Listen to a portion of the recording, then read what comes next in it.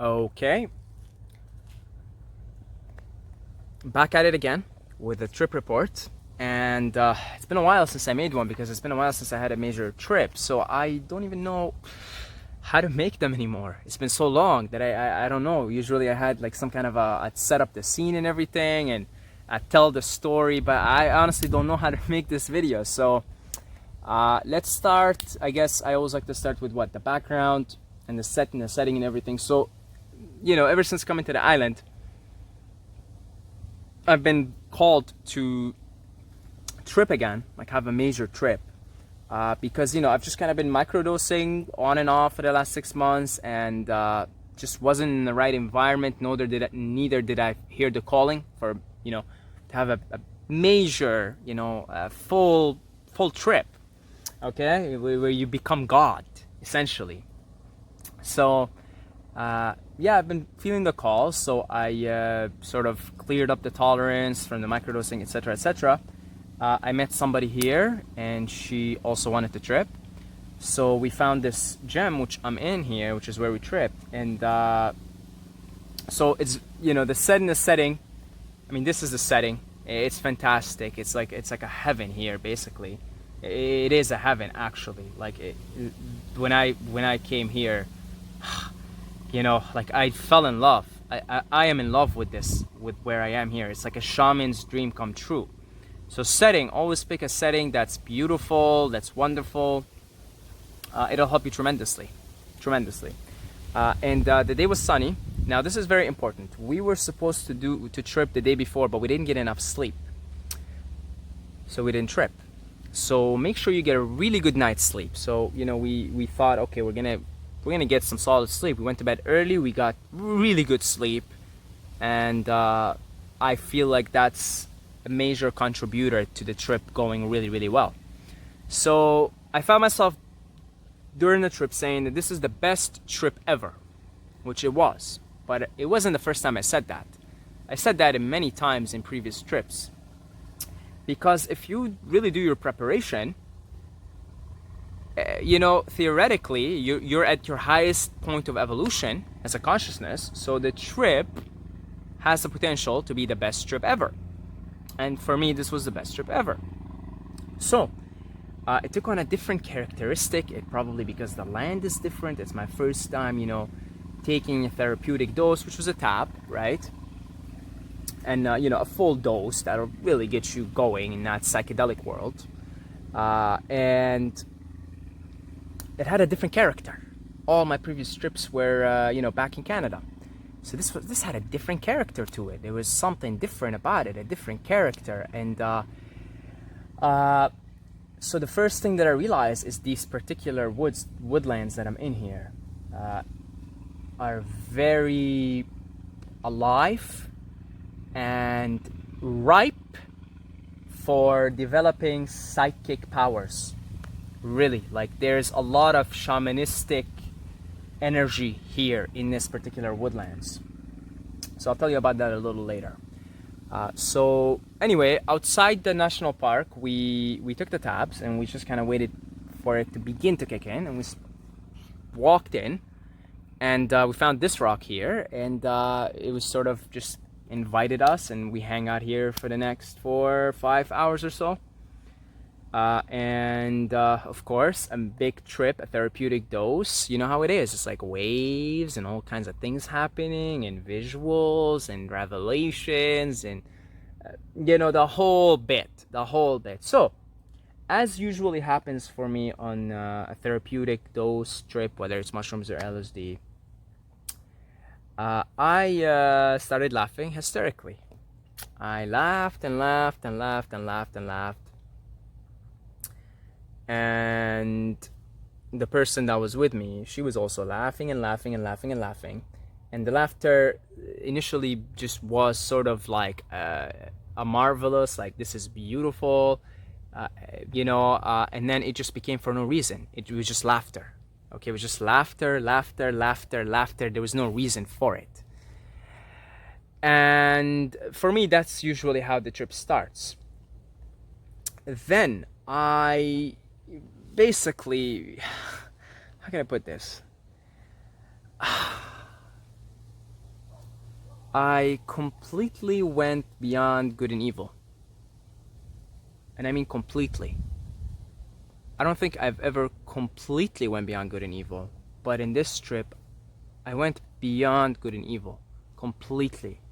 I zoomed out of the whole thing, and this happened to me before, but I saw the whole thing, the whole of creation, all of it, the physical plane, the astral plane, the causal plane, the conflict on this planet, the conflict in other planets and universes, etc. And I saw the whole thing as a cosmic drama of the one playing with itself, dancing with itself, going around making believe that it's separate and having fun with the whole process. I just totally saw the whole thing as literally a drama, literally a movie, a drama. And I saw that every character's life in any realm, in the physical plane, the astral plane, any realm, is a totally scripted movie. And that free will is a complete illusion.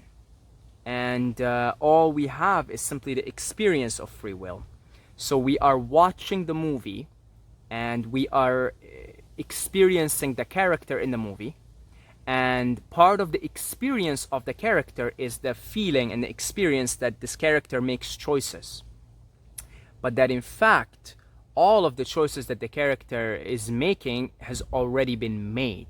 That it's much like watching a movie. The movie has already been done.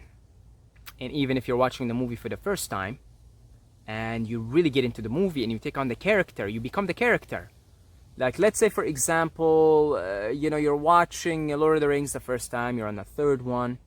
Spoiler alert, okay? You're on the third one and you really get in Frodo's character. You really, really get into it.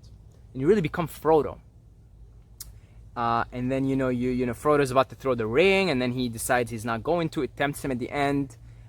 And you're really like, you're a piece of shit. Like, why did you do this? Like, you should throw it. Come on, right? Well, Frodo's already made that choice. The whole movie's been finished.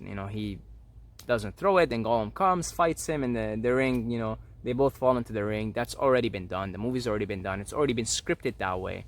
You can't be mad at Frodo for not throwing the ring. That's just his part. He's playing his part. That's the way he's programmed. He had a little bit of temptation inside of him that got him at the end because that's just the way it is. That's the way he's programmed. Okay, a whole movie's programmed. It's finished. It's finished. It's done. It's scripted. Okay, it's completely finished. Okay, I'm trying to find a good lighting here. So, anyway. Irrelevant. The lighting is irrelevant, but the Frodo example is any movie you watch, you think you get so into it, and you become the character, and you say, well, if I was Frodo, like I remember first time watching Lord of the Rings, I was like, if I was Frodo, I would throw it. The truth is, I would have done whatever my programming is, like whatever I'm programmed, scripted in the movie to do. And so I saw everyone's life in all realms, really, in not just here, not just in the physical plane, right? Not just I'm gonna move a little bit. So not just in the physical plane, but in all planes, really, in all planes, I saw that the drama, that it's all drama, that nothing is real, that all is illusory, and everybody's God and everything is God, and it's all consciousness just experiencing itself in all these different manifestations, and it's just consciousness acting through all these different characters simply because consciousness wants to experience. Consciousness wants to experience what it's like to be this human, this character. Consciousness wants to experience what it's like to be these trees.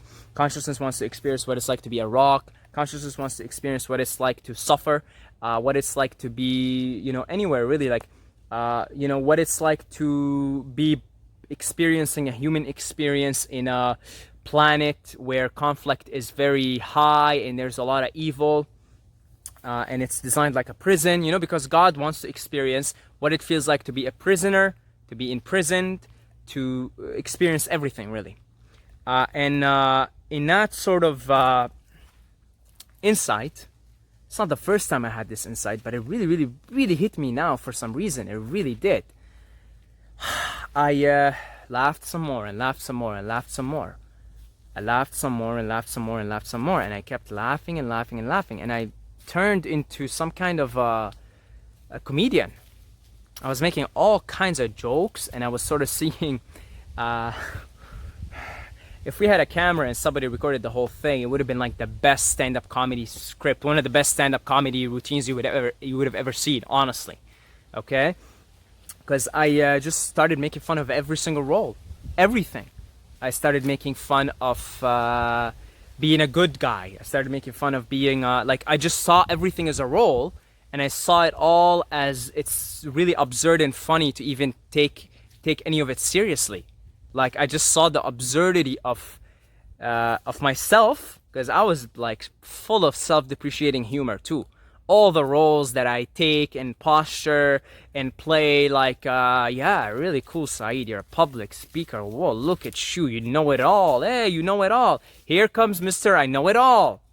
And I was just like making fun of myself for all the roles I've taken in the past, for all the roles I'm taking now. And I was sort of switching between roles, right? I was like, all right, look at Mr. Serious now, sitting down to meditate. You know, full of it, full of the sarcasm. And of course, the person I was doing it with, she was cracking up, like she was just laughing and laughing and laughing. And I was laughing and laughing and laughing. And the whole thing just turned into this comedy. It's just comedy. Everything was just very comical. And nothing could be taken seriously anymore. Not a single role, and not death, especially not life and death. And especially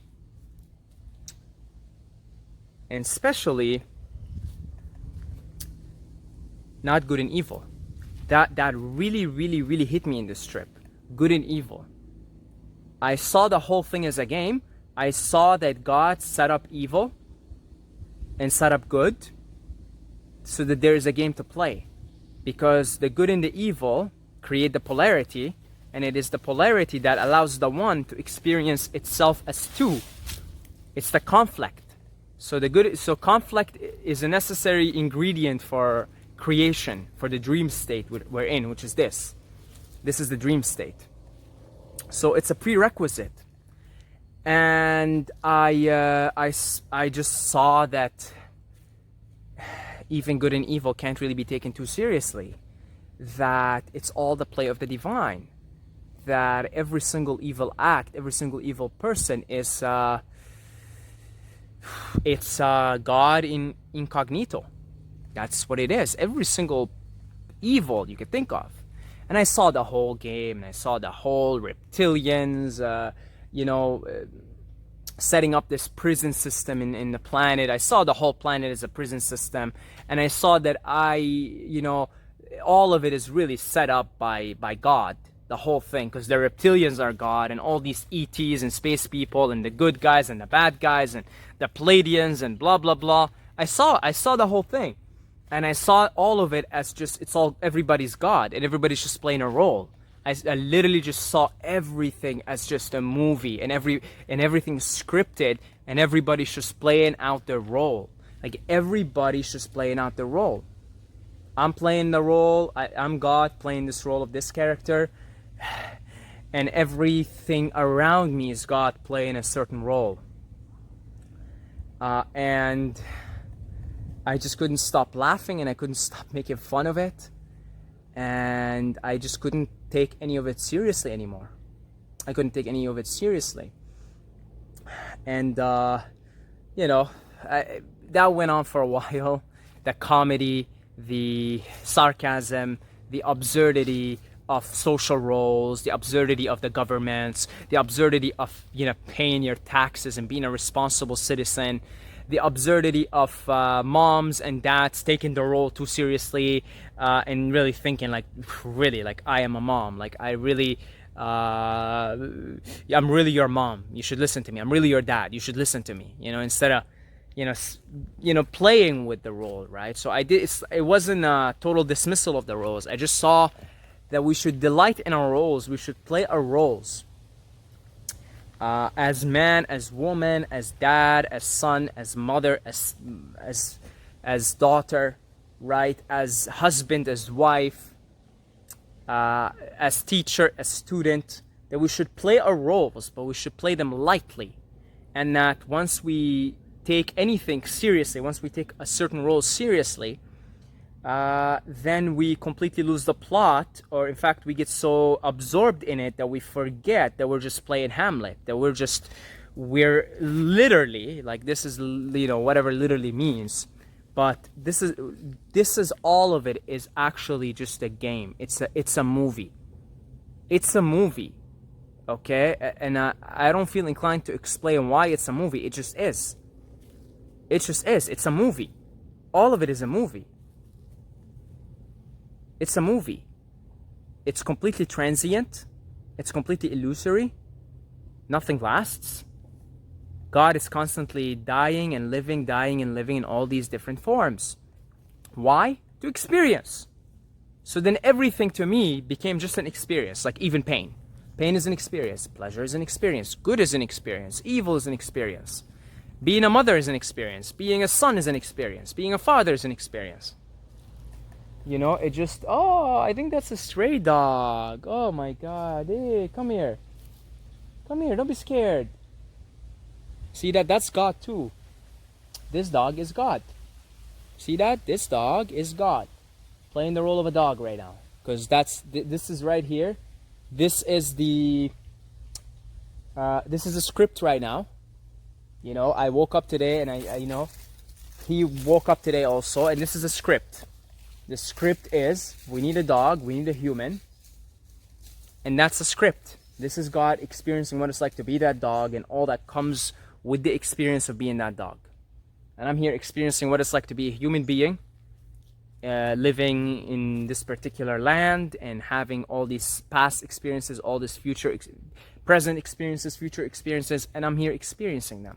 And I saw that everything is just an experience. That it's all just an experience. Everything is an experience.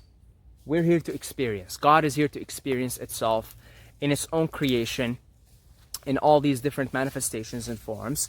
And in order for creation to exist, we need the duality.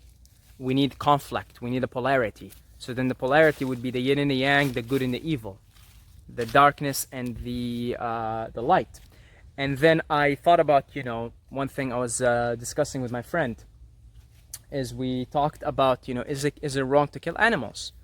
And then the first answer was no, it isn't. It absolutely isn't, because if this is all just a game, and if it's all just God, if the animal's God and I am God, then if I kill an animal, then God allowed it to happen. Therefore, it's okay. But at the same time, the answer was no, because this is very important. The place, because if you go purely into the void, and you really just go beyond good and evil, beyond morality, like you really go beyond it, you could really just, it could get a little bit even depressing at times, because you really see that there's no good and evil. You really see it. Nothing else. It's like there's just no more judgment. Killing is not wrong. Raping is not wrong. Any atrocious act you could think of. I know a lot of people are going to be butthurt about this. I can already see some people disliking and this and that. Nevertheless, from God's perspective, God is the creator. God is the actor in the creator. So then every act in the creation is a godly act. So when God decides to kill God in just a different form, that's God's decision. Because God allowed it to happen, because that's how the movie rolls. That's how the movie rolls. Because it's all scripted, because everything's scripted. The whole thing is scripted. So then when you kill an animal, that's part of the script. Like if a human kills an animal, that's part of the script. That's God wrote the script. God is the writer. God is the actor, as the animal being killed and as the human killing the animal. And if the act is happening, it means that God scripted it that way. And so then that means absolutely nothing is wrong. Then it's all God. It's all godly acts. It's all part of the movie. It's part of the movie. You know, like when you watch a movie and the bad guy kills the good guy, right? Now you don't go to the actor and say, "Oh, like I'm gonna kill you," or "We're gonna put you in prison for killing somebody," because you see that it's a roles. I mean, this is the guy's just doing his part. He's just killing the bad guy in the movie. He's just playing his part. He's the bad guy, and he's playing to kill the good guy. That's it. It would be absurd to go after the show's over, after the movie's done, and be like, "Okay, we're gonna put you in prison for killing the good guy, the savior, the hero." That's absurd. Would it be absurd? Because the guy, if anything, played his role magnificently. And so that can be a little bit of a dark place, because as you could see, nothing is wrong. Everything is perfect. Everything is perfect. I caught my friend at the end of it saying, "Oh, everything is perfect. Everything is perfect." She saw the perfection too. She saw the perfection. And so that's known as the void, right? That's known as the void. Seeing the perfection of creation, going beyond good and evil, seeing God in everything and everyone, and seeing the whole thing as a drama, as a movie, as a game, as a way for the divine to dance with itself, to experience. That's what it is. It's all an experience. Everything is just, there's no reason. It's meaningless. It's for an experience. You just experience it. Oh, there's pain, there's suffering, there's pleasure. That's what God wrote in the movie. What are you going to do? Change the movie? You wrote it. You're God. So, okay. So, the laughter and the humor and the absurdity and the I don't think there is any role that I didn't make fun of. And it was a lot of self-depreciating roles. Like I was going into my alpha days when I was an alpha male, making YouTube videos, and I made fun of the whole thing, and we were laughing, and pretty much everything just became absurd. Everything became funny. Anytime somebody took anything seriously, or I just saw how people take their roles in society too seriously, who just kind of make fun of it. Because everything just became absurd. It's like we're actors. We're actors. We're all God. We're just acting. This is all funny. This is all, it's funny. So, but then you also go in, after the laughter and all of it and the whole comedy act. Then you also begin to feel compassion. You also begin to see, okay, killing an animal is not wrong, but it also is. So we talk about it a little bit, and we said, look, what it really is, it's a paradox. And you have to live in the paradox of you're a totally immoral being and you're a moral being at the same time. So although there is no good or evil, there is no right or wrong, but there is also good and evil, and there is also right or wrong. And it isn't written in stone. It's totally context-based and totally according to the harmony of the disharmony of the way of the universe in that situation. So there is a story of Moses, and Moses split the Red Sea. Okay, Moses was he was a pretty high up fella. Splitting the Red Sea, that's pretty high up, okay? That's pretty badass to be able to split the Red Sea. So of course you're gonna go on an ego trip. Your head's gonna get up a little bit, and you're gonna be like, I'm Moses. I split the Red Sea. I like, come on. If I split the Red Sea, I would feel pretty proud about it. I'm not gonna lie. Okay, I'd probably get an ego boost out of it. So Moses was getting that a little bit, and the universe, God, wants to teach Moses a lesson. So Moses is hanging out with this guy, I forget his name, a wiser guy, okay? And they're hanging out, and they go on a little boat ride. And Moses and this wise man they're hanging out, and he sees this wise man go to a wall, right? Like a nice, perfect house, perfect wall, perfect house, and he just destroys it. Completely destroys it. And Moses is getting all butthurt. He's like, what are you doing? Like, there's people that live here. You know, why are you being destructive? Why did you destroy their house?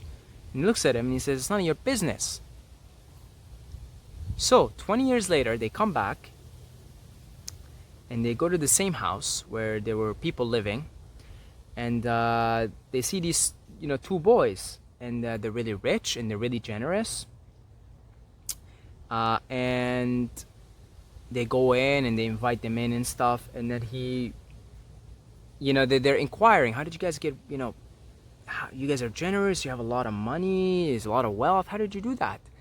And they said that we found a treasure that was buried under this wall, and that somebody came in 20 years later and they destroyed this wall, and in the process of putting the wall back together again, we found this treasure. We found there was a treasure hidden behind. Now, of course, there was a twinkle in the eyes of that wise man, and then, you know, he looked at Moses and he's like, you know, he just shakes his head like this, like, you get it? Like, you get it, right? Because, you know, Moses would make the moral judgment that it's evil to go in. Why are you destroying? Why are you destroying someone's house? Right? But then, you know, this guy, this wise guy, he's like, he's an instrument for God. He's a pure instrument for God. So he knows what's up. He knows what's up.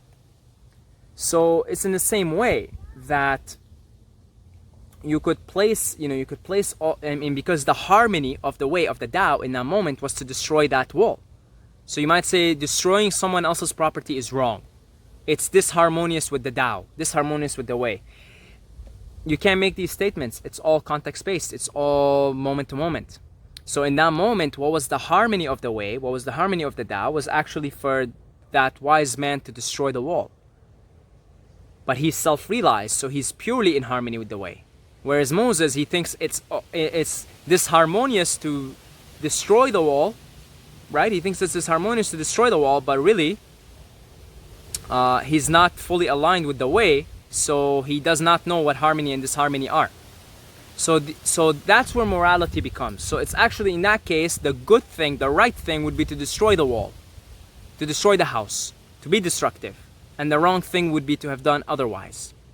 Because that's the harmony of the way. That's where morality comes in. That's where good and evil come in. And so if somebody's on the loose, for example, some killer, killing everybody, some mass murderer, but you say, thou shalt not kill. Killing is wrong. Killing is disharmonious with the way. Killing is disharmonious with the Tao. Killing is disharmonious with God. We're moral beings, we should not kill. So we can't kill this person. Well, again, it really depends. It might be the harmonious thing at that moment to kill that person.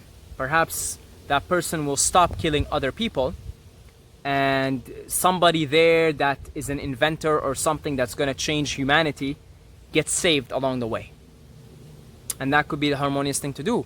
Or it could be that the harmonious thing to do would be to keep the mass murderer killing, because that mass murderer will kill somebody that's going to grow up and be a mass murderer 10 times worse. Okay, and then I don't know what happens. Maybe something even more terrible happens. So the bottom line is, you don't know. You don't know what's good and evil. And you don't even really know what's in harmony and disharmony. And that's why you have to really ground yourself and really elevate your state of consciousness so that you're a harmonious being, in harmony with the way, in harmony with the Tao, so that your actions become in harmony with the way, with the Tao. They're not coming from a moral place, they're coming from a harmonious place. And I could think of a line to summarize this point that I'm talking about, and I actually have the Tao Te Ching with me here. So what I'm going to do, because I really have to find that line, this line will explain to you what I'm trying to explain here. So I'm going to pause here for a second. I found it very quickly. So here it is. The highest virtue, okay, there it is. No, when Tao is lost, one must learn the rule of virtue. When virtue is lost, the rules of kindness. When kindness is lost, the rules of justice. When justice is lost, the rules of conduct. And when the high-blown rules of conduct are not followed, people are seized by the arm and it is forced on them. The rules of conduct are just an outer show of devotion and loyalty, quite confusing to the heart. And when men rely on these rules for guidance, oh, what ignorance abounds. So, go back in the highest. I'll just read the first 3 lines. The highest virtue, or no, sorry, not the highest virtue. First 3 lines. When Tao is lost, one must learn the rule of virtue. When virtue is lost, the rule of kindness. So, when Tao is lost, one must learn the rule of virtue. Meaning, when we act when we have the rules of virtue, like this is good, this is evil, right? This is a good thing to do, it's a bad thing to do. It's because the Tao is lost. Because if the Tao rules, there is no like, everything is in harmony. Every action in a society where every being is enlightened, the whole society would not have any concept of right or wrong, because every single action would be totally in harmony. So then when Tao is there, there's no need for the rules to learn the rules of virtue. But when Tao is lost, one must learn the rules of virtue. And when virtue is lost, the rules of kindness. You see? So now, in nowadays society, when you see somebody kind, it's like a big deal, right? It's like, whoa, this person's kind. Because, we've lost so many things. We've lost all the way, as Lao Tzu would say, the rules of conduct. Because we lost, first of all, we lost Tao, so we went to the rules of virtue. We lost virtue, we went to the rules of kindness. We lost kindness, we went to the rules of justice. And when justice is lost, the rules of conduct. So if you look at society now, everything is conduct, conduct, conduct. It's all about like your conduct in society. It's all about like behave well, do this, do that, because we lost it. I mean, we lost the rules of all of it. We lost virtue, and first of all, we lost Tao. Like the Tao is lost. So the idea that if Tao is there, if Tao is realized, there is no right or wrong. There is no good and evil. There is no need for good and evil, because every action would be harmonious. So you might, as a harmonious person, go and destroy someone's wall, because you just feel the urge to go and destroy someone's house. Okay? Because again, they might have a treasure that they're gonna find because you did that. And so because you felt the harmony of the way in that moment, you felt the harmonious action would be to do that. Again, I'm talking about a perfect society here where Tao is the ruler. Okay? So anyway, this is gonna run out, so let me just pause, or let me stop. Okay, so we're back in. So yeah. So we're both moral beings and yet immoral beings at the same time. That's the paradox. That's the paradox. Yeah, it could be wrong to kill an animal. It could be right to kill an animal. It could be harmonious. It could be disharmonious. It's all up to the moment. And I'm just using killing an animal as an example here, right? I'm using it as an example. And I think you can only start to see things from that perspective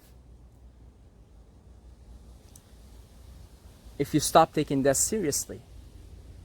Because death, as was clear to me in that state of consciousness, is nothing more than a cosmic joke. It's nothing more than God changing its form to experience something else. And when death itself becomes a cosmic joke, and it loses that stronghold, that moral stronghold that it has, then everything becomes more malleable and flexible. And it becomes very difficult to make a judgment that this is right or wrong. That the only way that you would be doing the right thing is that for you to be in total harmony with the way, in total harmony with the Tao.